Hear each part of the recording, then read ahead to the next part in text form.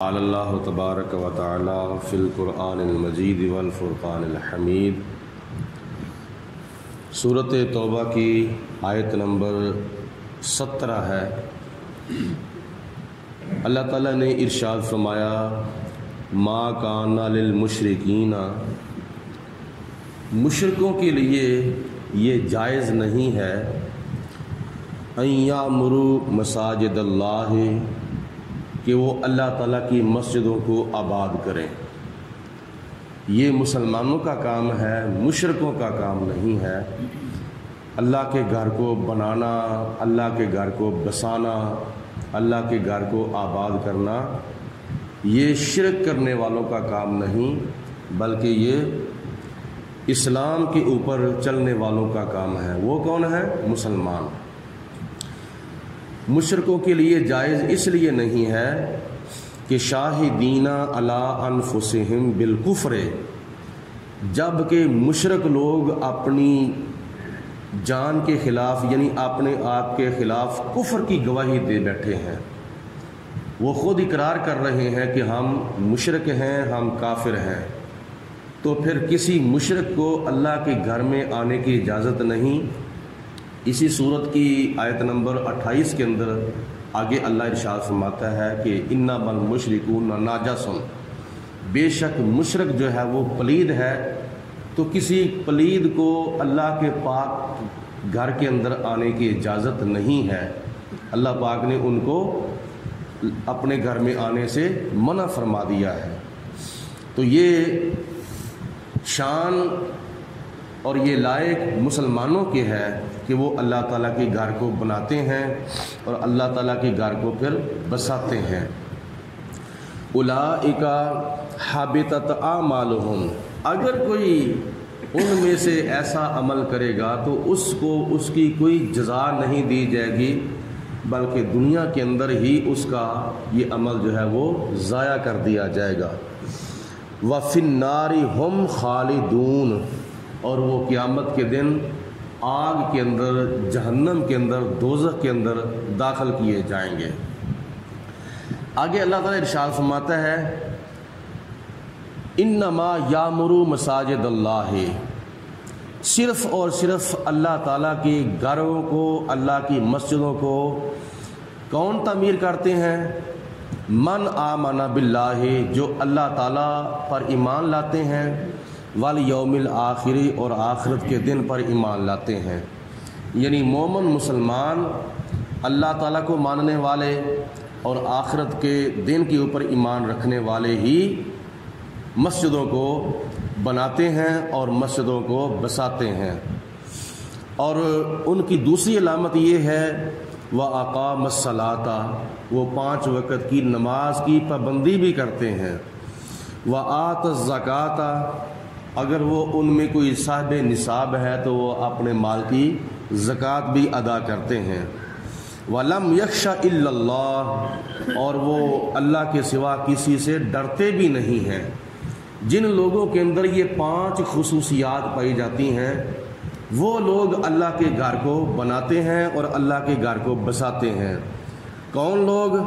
جو اللہ کو مانتے ہیں، نمبر 2 جو آخرت پر جن کا یقین ہے، نمبر 3 جو 5 وقت کی نماز کی پابندی کرتے ہیں، نمبر 4 جو اپنے مال کی زکوٰۃ ادا کرتے ہیں، نمبر 5 جو اللہ تعالیٰ کے سوا کسی سے نہیں ڈرتے۔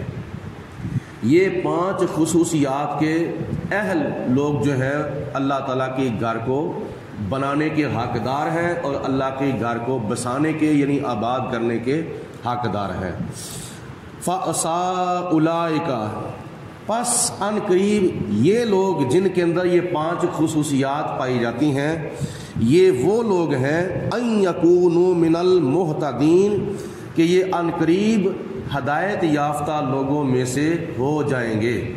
اللہ پاک ان کو ہدایت یافتہ لوگوں کے اندر شمار فرمائے گا۔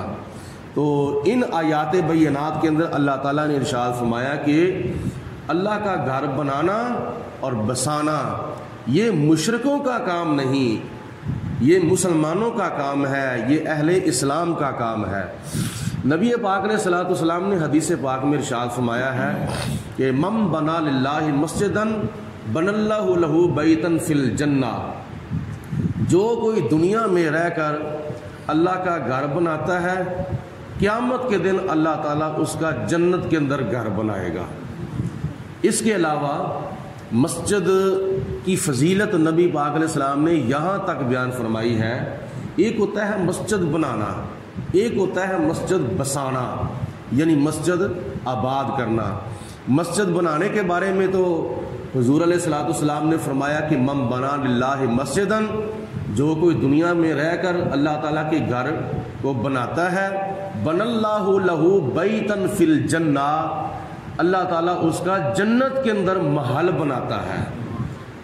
اور بسانے کے بارے میں حدیث پاک میں آتا ہے، حضور علیہ السلام نے فرمایا جب قیامت کا دن ہوگا اس دن کسی چیز کا کوئی سایہ نہیں ہوگا سوائے عرش کے، عرش کے سائے کے سوا کسی چیز کا سایہ نہیں ہوگا۔ 1.25 میل پہ سورج ہوگا، تانبی کی زمین ہوگی، افراتفری کا ماحول ہوگا، نفس نفسی کا عالم ہوگا۔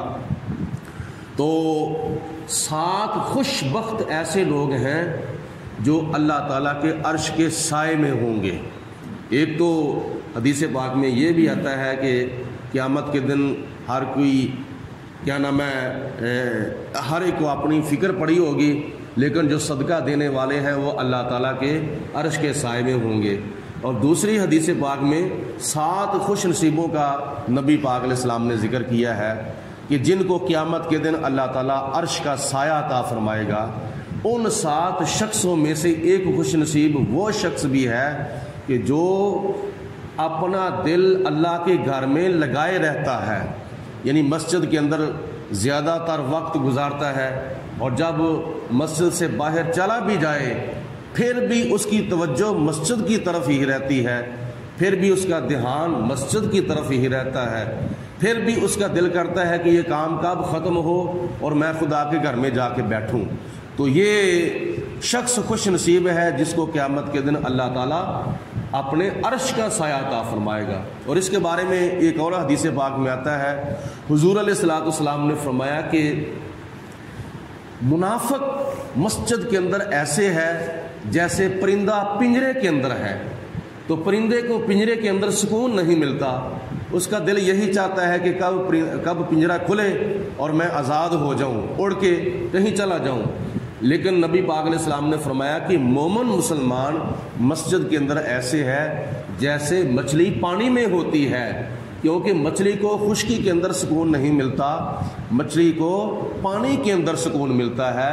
اسی طرح مومن کو اللہ کے گھر میں سکون ایسے ہی ملنا چاہیے جس طرح مچھلی کو پانی کے اندر سکون ملتا ہے۔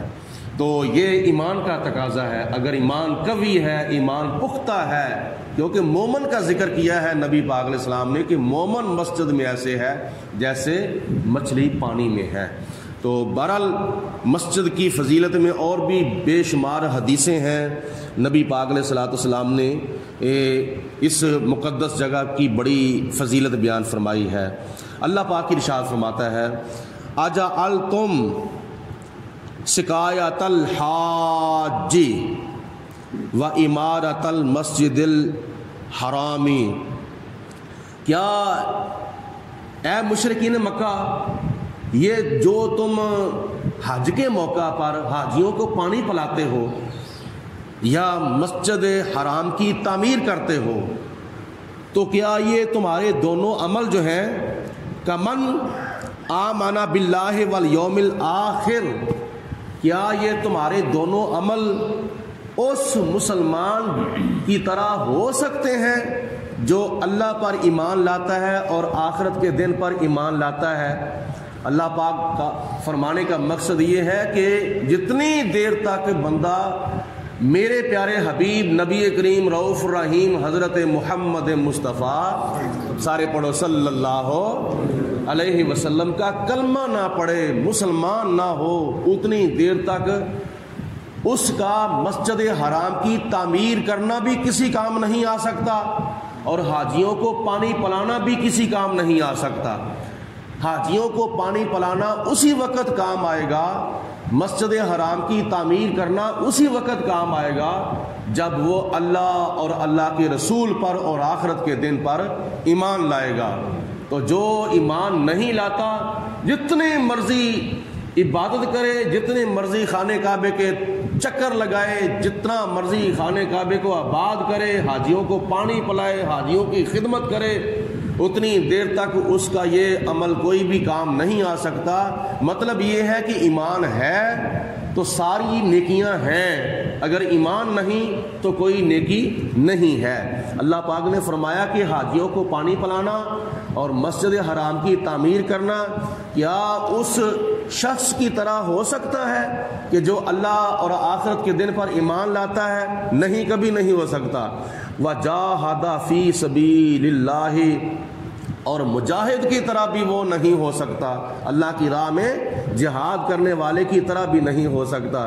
آگے خدا تعالیٰ نے صاف ارشاد فرمایا لا یستوون عند اللہ، اللہ کے نزدیک یہ دونوں برابر نہیں ہو سکتے، دونوں ایک جیسے نہیں ہو سکتے۔ واللہ لا یہدی القوم الظالمین، اور اللہ تعالیٰ ظالموں کو ہدایت نہیں دیتا۔ اللہ تعالیٰ تو منصف مزاج بندوں کو ہدایت دیتا ہے، عدل پسند انصاف پسند بندوں کو اللہ تعالیٰ ہدایت دیتا ہے، ظلم و زیادتی کرنے والوں کو اللہ تعالیٰ ہدایت نہیں دیتا۔ الذین آمنوا، جو لوگ ایمان لائے ہیں، وہاجروا، اور جنہوں نے اللہ کی راہ میں ہجرت کی ہے، اپنا وطن چھوڑا، اپنا دیش چھوڑا ہے اللہ کی راہ میں، وجاہدوا فی سبیل اللہ باموالہم وانفسہم، اور جنہوں نے اپنے مالوں کے ساتھ اور اپنی جانوں کے ساتھ اللہ کی راہ میں جہاد بھی کیا ہے۔ اللہ تعالیٰ کیا ارشاد فرماتا ہے اعظم درجۃ عند اللہ، اللہ کے نزدیک ان کا بہت بڑا درجہ ہے، اللہ کے نزدیک ان کا بہت بڑا مقام ہے۔ کن لوگوں کا؟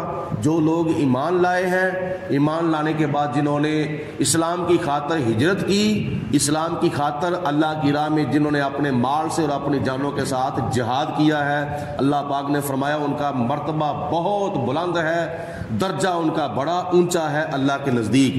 وَأُولَٰئِكَ هُمُ الْفَائِزُونَ، اور وہ دنیا میں بھی کامیاب ہیں اور قبر میں بھی کامیاب ہوں گے اور آخرت میں بھی کامیاب ہوں گے۔ يُبَشِّرُهُمْ رَبُّهُمْ بِرَحْمَةٍ مِّنْهُ، ان کا رب ان کو اپنی طرف سے رحمت کی خوشخبری سناتا ہے کہ ان کے لیے خوشخبری ہے کس کی؟ رحمت کی۔ نمبر 2 وردوان، اور ان کو اپنی رضامندی کی بھی اللہ تعالیٰ خوشخبری سناتا ہے۔ مطلب یہ ہے کہ ان کے اوپر رحمت بھی ہوگی اور ان کے اوپر میں راضی بھی ہوں گا۔ تیسری خوشخبری ان کے لیے یہ ہے وجنات، اور ان کے لیے جنتیں ہیں، ان کے لیے باغات ہیں۔ 3 خوشخبریاں اللہ پاک نے ان کو عطا فرمائی ہیں، اور آگے فرمایا لہم فیہا نعیم مقیم، اور وہ ہمیشہ کے لیے دائمی نعمتوں کے اندر، ہمیشہ کے لیے نعمتوں کے اندر رہیں گے، کبھی بھی ان کو جنت سے باہر نہیں نکالا جائے گا۔ یہ 4 خوشخبریاں اللہ تعالیٰ نے ان خوش نصیبوں کو ارشاد فرمائی ہیں کہ جو لوگ اللہ تعالیٰ پر ایمان لاتے ہیں اور اللہ تعالیٰ کی راہ میں ہجرت کرتے ہیں، اللہ تعالیٰ کی راہ میں جہاد کرتے ہیں، یہ ان لوگوں کا مقام ہے۔ خالدین فیہا، وہ جنتوں کے اندر ہمیشہ ہمیشہ رہیں گے، کبھی بھی باہر نہیں نکالے جائیں گے۔ خالدین فیہا ابدا، تا ابد وہ جنت میں رہیں گے۔ ان اللہ عندہ، بے شک اللہ تعالیٰ کے پاس ان کے لیے اجر عظیم، بہت بڑا اجر ہے۔